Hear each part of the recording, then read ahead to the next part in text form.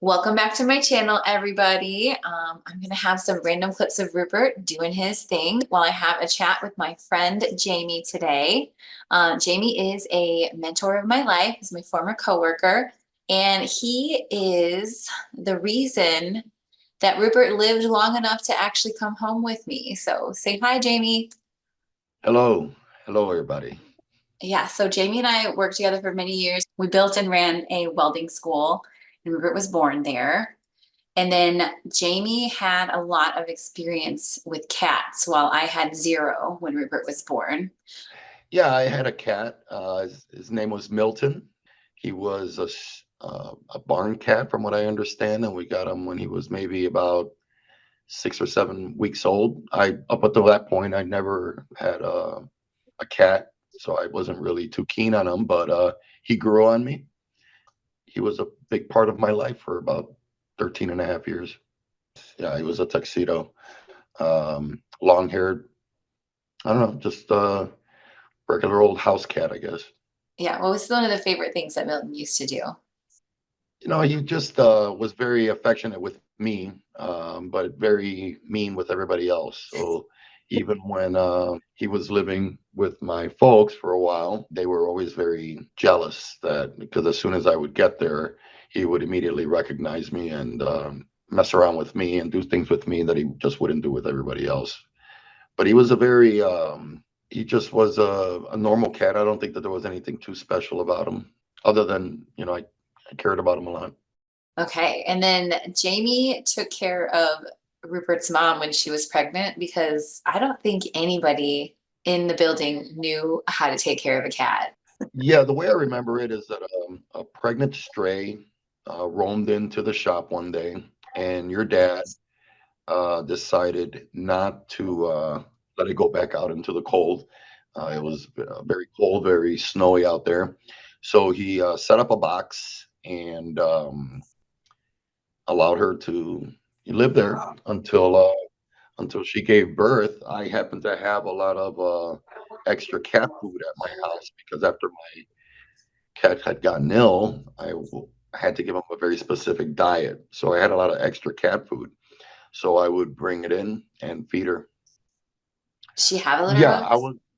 She did. Well, it was more of a cardboard box with some litter in there, but I did bring a lot of extras that I had at home.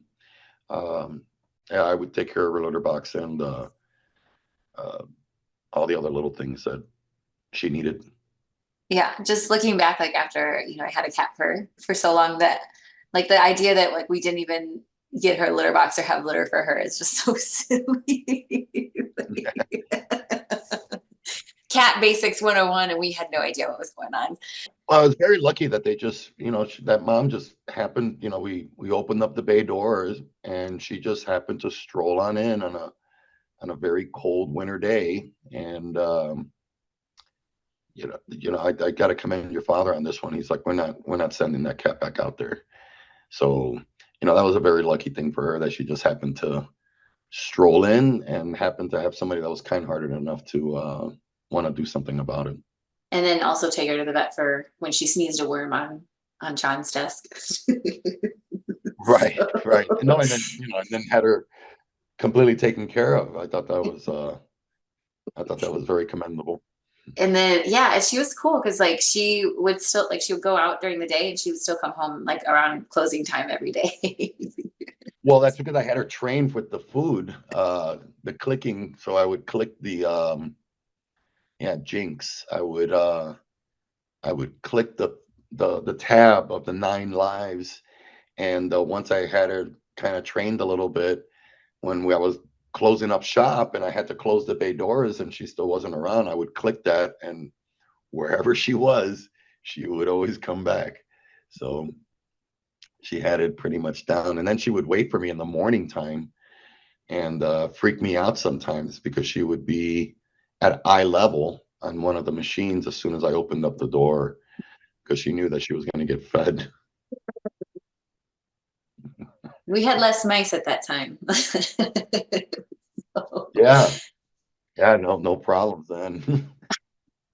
So Although the we had kid, that poop problem though, uh, that's right. where yeah, when I would go to the back, I would always have this poop smell, and I could not find it no matter what I did, and this was going on forever.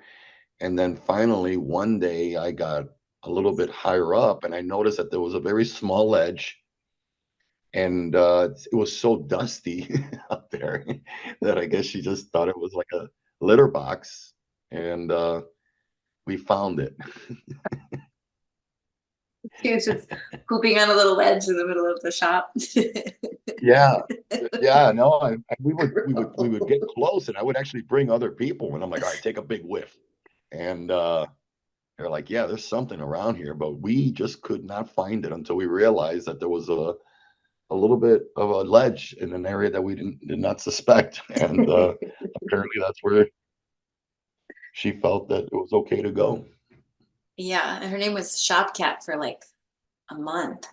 And then someone finally named her Jinx. When she sneezed that worm on that desk, I think they finally named her Jinx.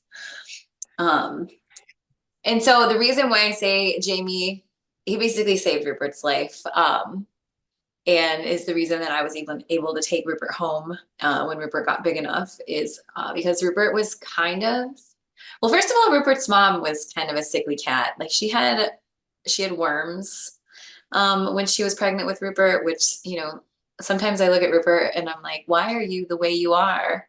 And I wonder if it's because his mom had worms when she was pregnant. So she did get dewormed, and then that turned out okay. And then the kittens were, for the most part, they were born okay. I think there was initially five, and only four of them made it. But then as time went on, I think Rupert was like maybe 5 or 6 weeks old. Jamie noticed something in Rupert that no one else saw. The kittens were ill. I believe there was a couple that just didn't seem right, and so I would try to bring in food, and I was trying to care for them and just to try to take care of them a little bit. And then I would let you in on it that I did not think um, that they were being taken care of properly. I don't know if we And I might would cut respond that. with like, "What are you talking about? They're kittens. Like, what do you mean? What am I supposed to do with them?" So, Right. It seemed sick. It seemed like I had a cold, I guess, but they seemed like they were ill. And because your father had already had sent their mom to the vet to get the shots and get her spayed and all that other stuff, I then said maybe we need to take these other kittens there because this is not normal, the way that they're acting. Um, and that's about as far. I just remember that they were ill. I would try to manually feed them. I can remember that. Um, just giving them, little bits of food close to them because I believe we were keeping them in the closet at the time. we were keeping them Um, in the closet, and I think it was maybe over like a span of 2 days where you just came into my office and you were like, "These kittens are sick," and I was like, "Okay," and you were like, "You need to take these kittens to the vet," and I was like, "Really?" Like, because I played with them quite a bit, and I never noticed that they were sick until like the second day. Because whenever I would go visit the kittens, Rupert would always just run up to me and just be so excited to see me. And he would play and then just snuggle on me. And yeah, to me, he had no signs of being sick, but he actually ended up being the sickest of all of them. And then like it was like the next day, I finally saw that his nose was running and he had like goops on his eyes. And so we popped him over to the vet like a couple blocks away, and I think they all ended up having like upper respiratory tract infections. Um, right. I remember just being very annoyed because I felt like I was being ignored. And then I think I had gave an ultimatum to your father where I said, do something, either send him to the doctor or give him to a shelter because this is not right. I yeah, think that was when I put my foot down. and then I think I finally saw that like right around the same time that you were getting super annoyed. I was like, oh, this is the sickness that he has been trying to communicate to me. Now I see it, and so yeah. So then I think they just took like a little pill maybe or some like nose drops or something. It was a really simple fix. And then they all ended up coming out like really healthy. So yeah, Rupert, his mom had worms when she was pregnant, and then Rupert had that upper respiratory tract infection when he was a little baby kitten. I hope you're enjoying the story about Rupert and his origins with his mother in part 1. We covered some important stuff about Rupert's history and exploring why he ended up so crazy and dramatic. But the story doesn't end here. I want to let you know part 2 about the beginnings of Rupert and chatting with my friend Jamie is right around the corner. It's going to be a little more revealing. We've got a couple silly moments waiting for you. To catch all the stories about my cat Rupert and some cute kitten clips from my office fosters, make sure that you subscribe and turn on notifications. Then you won't miss when part 2 of this video section drops. Stay tuned and get ready to dive deeper into the world of Rupert. Part 2 is going to be about my first time scooping the litter box and the most important cat advice that I've ever received. Thank you so much for joining us. I really appreciate you.